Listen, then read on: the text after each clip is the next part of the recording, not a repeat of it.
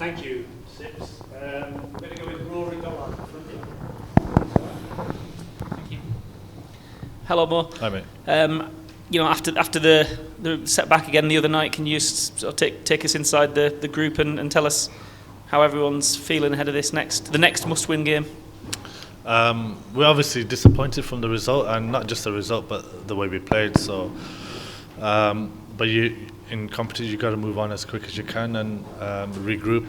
And everything's a must-win, and we know we've been in this position before, probably not as to this degree, but we know everything's a must-win, and we have to get our confidence and perform well and bat and bowl and field better than we have done so far in this tournament.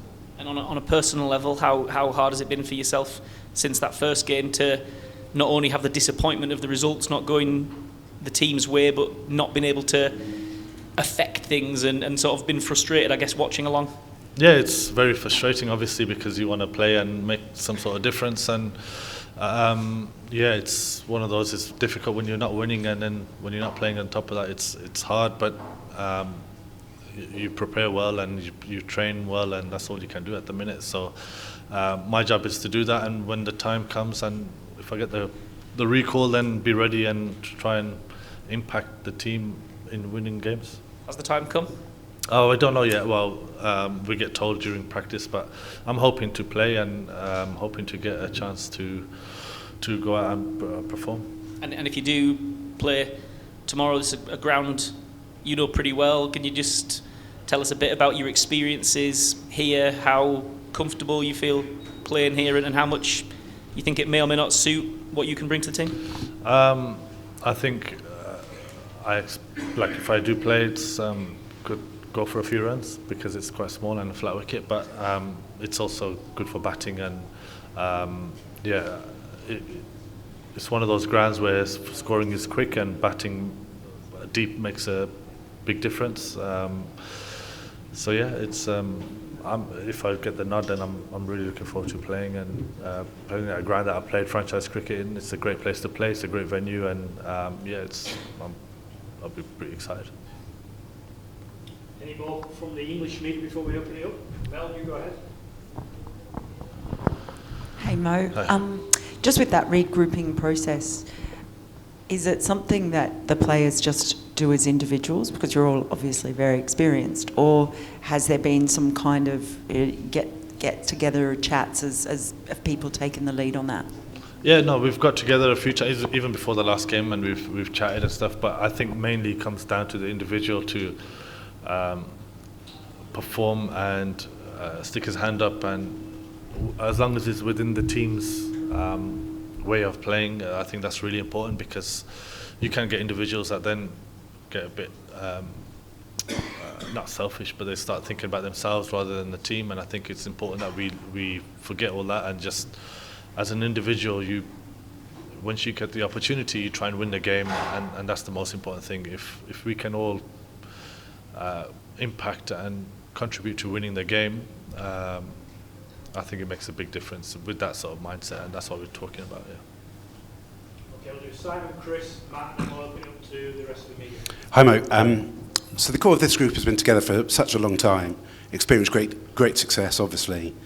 But given results of this tournament, and I guess the stage in your careers that many of you are at, do you think there's a feeling that this is the end of something for this group, or is there a lot more room to? I think there's still a lot of players that can play for a long time. There's obviously a few of us who are a bit older.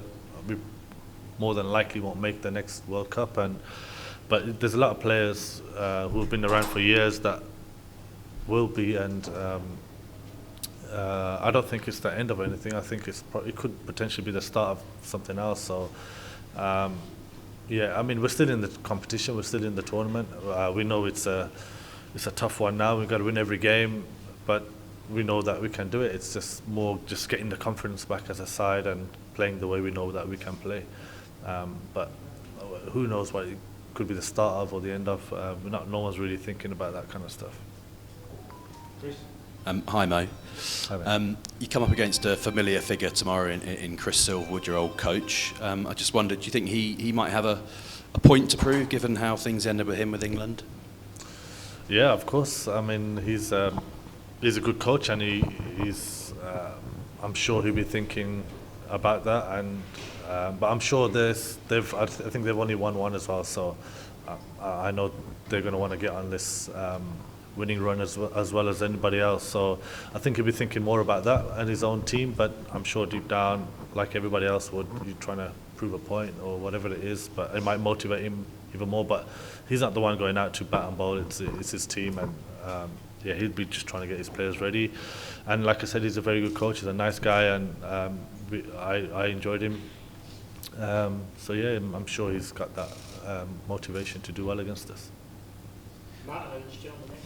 Mo, within the context of the last couple of games and your status as vice-captain, could you just talk a bit about the challenge, I suppose, of balancing stuff like your own IPL experience of playing at this ground versus what you're presented with on the day in terms of the weather and the pitch and what it actually looks like tomorrow morning tomorrow afternoon at 1:30?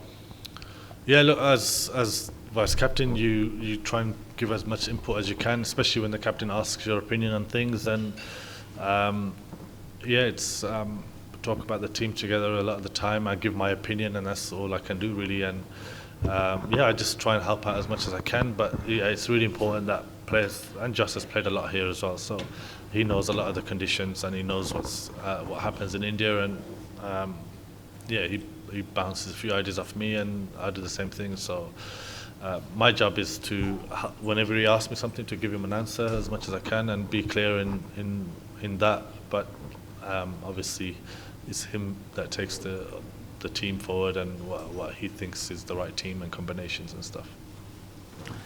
More considering the fact that Sri Lanka is struggling with injuries with the bowlers, and probably they are more weaker bowling side. I mean, how much does that sort of give England confidence?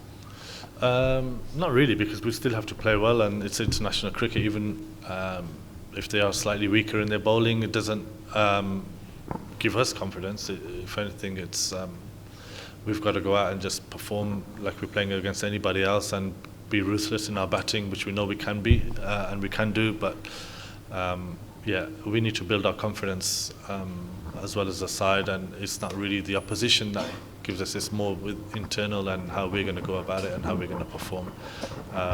So yeah, I mean, most teams will lose bowlers and have injuries and things like that, but our job as the opposition is to perform to our capabilities. You think that you can make use of this game as a turning point for England for the rest of the tournament? We're going to have to, yeah. We have to obviously win, and there's no other choice, no other way of playing apart from putting in a performance that we win the game, and we've got to do that every game from now on to stay in this World Cup. Looking at the situation right now England is in, do you think this baseball or baseball cricket is a thing to move forward? Say that again, sorry. Looking at the English situation in this World Cup, do you think baseball cricket is the way forward for England cricket team? Baseball is the way forward. Like, we should play baseball. No, whether you would play that kind of cricket or looking at the situation. The thing is, baseball is in Test cricket. One day cricket's different, and we've been playing different all the time, and we've been playing aggressive cricket throughout since 2015 and done it quite well. I think probably the lack of that way of cricket has probably cost us a little bit in this tournament. We haven't been playing that way, in my opinion, and I think we need to play that way, but without slugging the ball, but just be that really aggressive side that we know we can be. Hi, Moeen. Hi. Hi. Just a question off topic. We know the cricket has grown over the years, and looking at such a big event like the World Cup, where many have got attracted. What about talking about cricket in 2028, where it's going to reach Olympics? What are your thoughts on it? And you know that even the sports minister said that Virat is he's been pushing it. So what is your thought on that? Oh, the Olympics? Yes, Oh, 28. Yeah, no, I think it's amazing for the game. I think it's amazing for everyone. It'd be amazing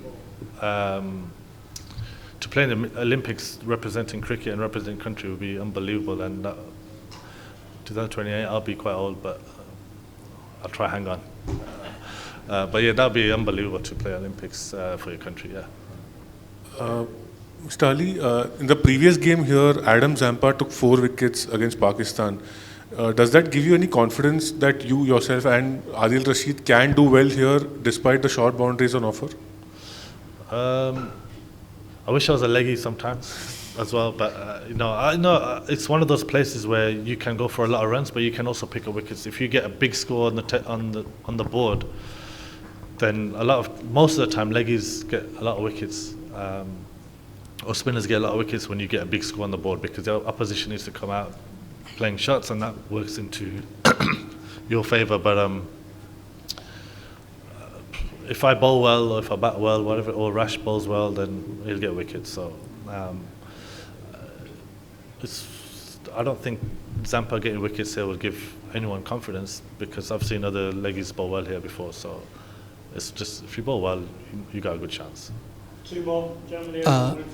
Hello, Moeen. Good afternoon. Hi. Moeen, you have already touched upon the point talking about how England play attacking brand of cricket, right? So the base always has been that the openers or the top order, they flourish and then lay a strong foundation. But that has not happened in this World Cup, especially barring one of the games. But how has there been talk about it among the leadership group or among the players about the need for the top order to fire so that you guys would establish what you would really like to play? Yeah, and it's not always that easy. I mean, I'm sure, obviously last game we were chasing 400, so we had to come out and play shots, and we unfortunately lost Bairstow, who's probably our most attacking player up top.